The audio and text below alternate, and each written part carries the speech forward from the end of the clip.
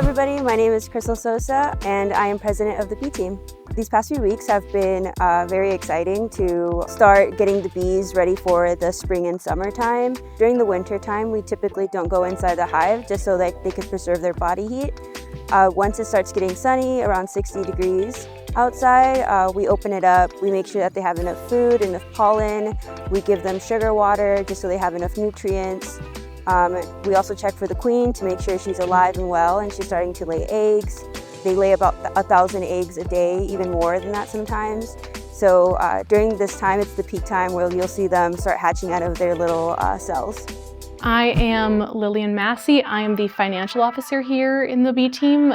The activity is exciting to see because it means the hive succeeded in surviving throughout the winter. This hive is really thriving even. Sometimes we have really bad winters and they're not properly taken care of before the winter season. When we learned that they survived, we were all really excited actually. We wanted to right away crack the hive open and see how they were doing and make sure that the queen was okay. Oh, I've always had a fascination with bees. It was actually when I was touring for the Bronco Day that I heard that they just had like a bee team on campus, and that's kind of part of the reason why I wanted to attend here. Oh, I would say it's not that scary. Once you kind of learn about like what their purpose is and how like they operate, you can absolutely work around them, and you always feel super safe in the bee suit. Once you kind of get away from that fear factor part of it, kind of becomes a lot more like hypnotic, and just I don't know, the buzzing of them is super calming and relaxing, I'd say. Yeah, you become more fascinated than fearful.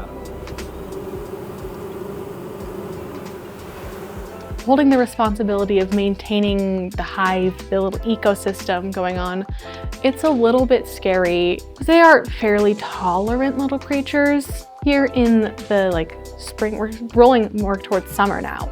That fickle time of making sure that they have enough food and protein and honey, and making sure that they're treated for mites, because mites are a huge problem here in the Treasure Valley. The varroa mites are the biggest problem when it comes to pests and hive management. It's a little scary in that they kind of rely on you to take care of that, but it's a responsibility I welcome.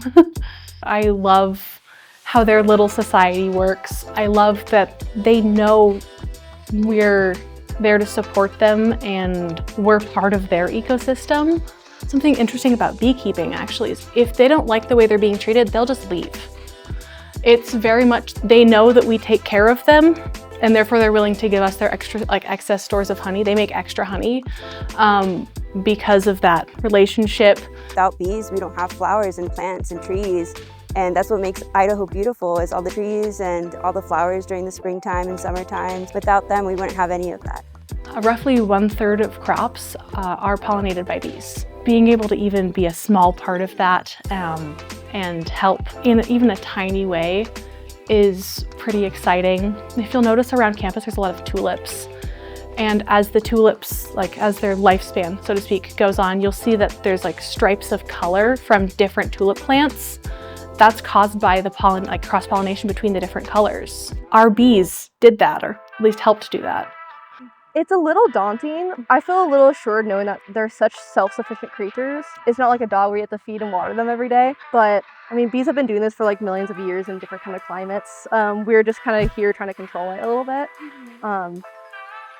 But it's super cool. Super awesome experience, I can't even lie. I mean, when do you get to experience cracking open a beehive and biting into a raw honeycomb?